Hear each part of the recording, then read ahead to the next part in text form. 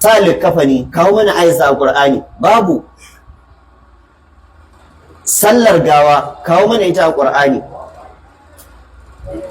Da wannan sigar da ake yi sunna ce ta koyar. Qur'ani ta yi ai sallah wa salli alaihim wa la taqum ala ahadin minhum mata abadan wa la tusalli alaihi, ko wala tusalli ala ahadin minhum mata abadan wa la taqum ala qabrihi, kar kai musu sallah.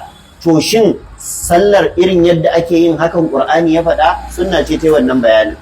Da sallar gawa, da sallar azhar da la'asar duk salli aka ce musu, da salati duk salli aka ce musu, da addu'a khuz min amwalihim sadaqatan tudahhiruhum wa tuzakkihim wa salli alaihim salli aka ce musu. To wace ake nufi?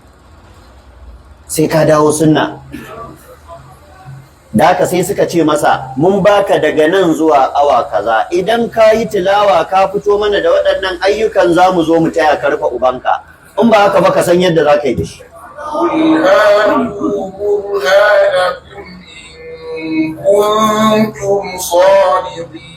Wallahi a ƙarshe da ya ga gawar ubansa za ta kumbura, sai dawo ya ce na yadda a zo a yi.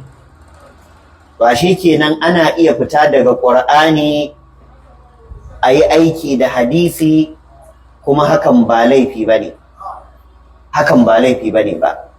Da haka ya uwa masu albarka, bayan ruko da sunnar annabi sallallahu alaihi wasallama, bayan alqur'ani ta hanyar fahimtar magabata, abin da zai tseratar da kai daga fitintinin ƙarshen zamani, addu'ar Allah ya tabbatar da kai.